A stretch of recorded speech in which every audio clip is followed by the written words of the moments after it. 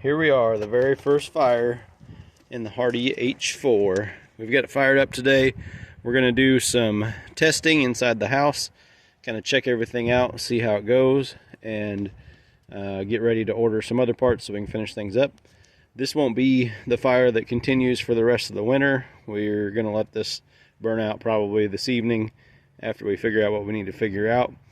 But we're up and going. Now we got the fire going a little bit.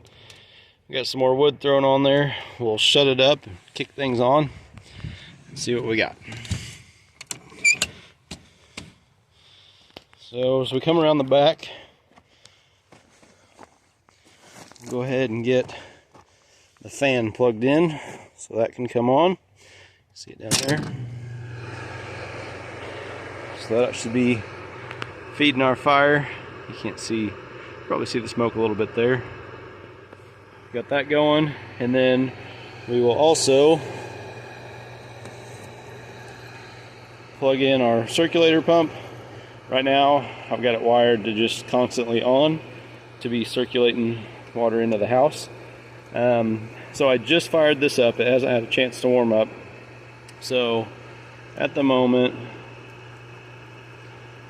yeah, we're right around 45, 46 degrees.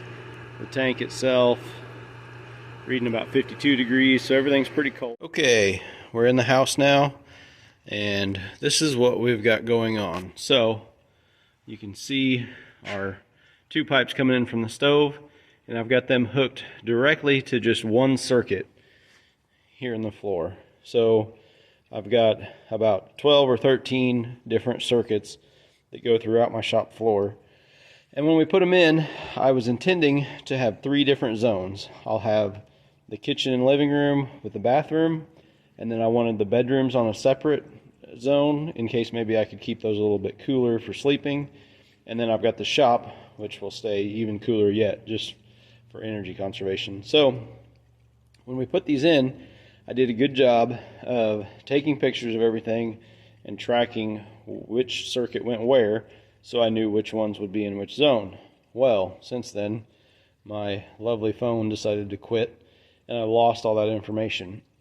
So the manifolds that will go for each zone, they run anywhere from, depending upon what size, $100 to $300, and I want to make sure I get the right ones. So I need to find out exactly how many of these circuits are in the kitchen and living room, and then I know that the next pipes go to the bedrooms, and then the next ones go to the shop. So I started off, I picked off the 5th, which would be these here. I picked off the 5th circuit and hooked it directly up to the wood stove so that I can use my temperature gun to track the slab temperature.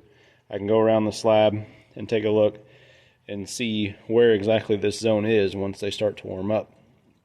So that way I can count over and I'll know how big of manifolds I need to use. I'll have to repeat this process again whenever I do it for the shop and the bedrooms. I know it was somewhere in the range of 3, 4, or 5 circuits for each one, so that's why we're having to test this.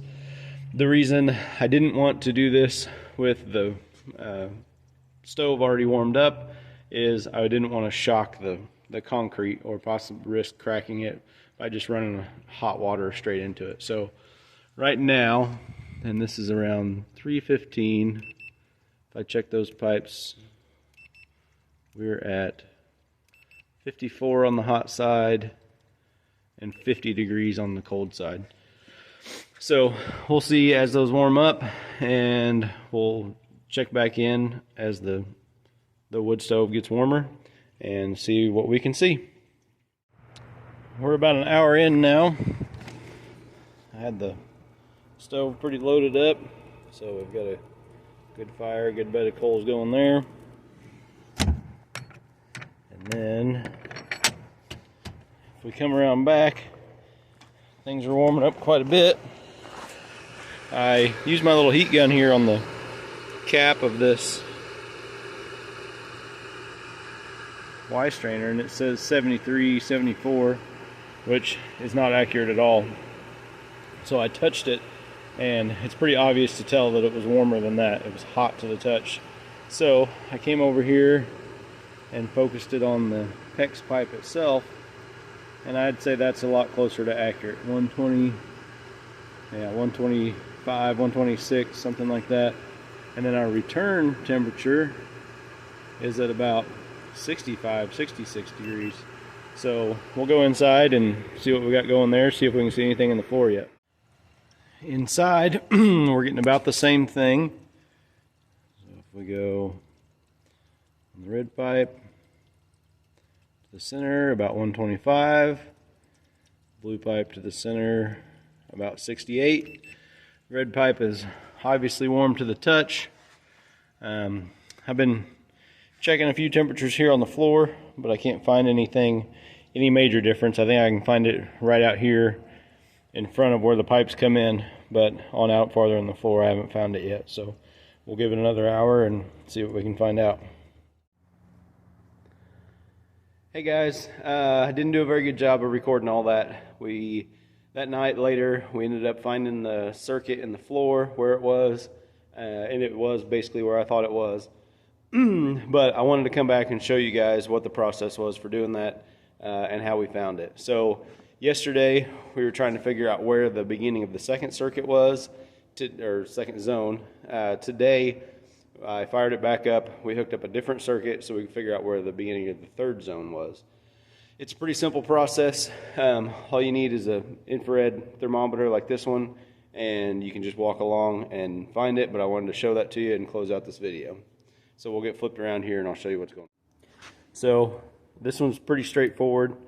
You hold down on the trigger. I don't know if you can see the beam. Yeah, there you go. So our slab is at about 50 degrees, and as we go forward it varies a little bit. 50, we're not there yet. We should start climbing here pretty quick. There we go, 53, 55. So that's the beginning of the circuit there. There'll be a kind of a gradient coming from the cold side to where the pipe is.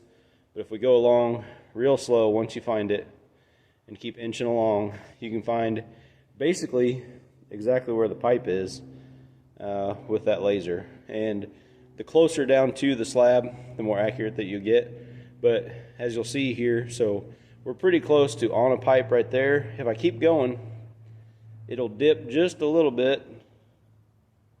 Well, it didn't do it there, did it? Yeah, dip back down to 86, 87, and then back up to 89. Well, it was working better earlier. But you get the point. We did that all the way across. This circuit was about 7 feet wide, so we know where that's at. If you guys like this video, give me a like and subscribe. Watch the other videos in this series. We'll have more to come, especially after we set up all the hydronic heating in the floor. Thanks for watching.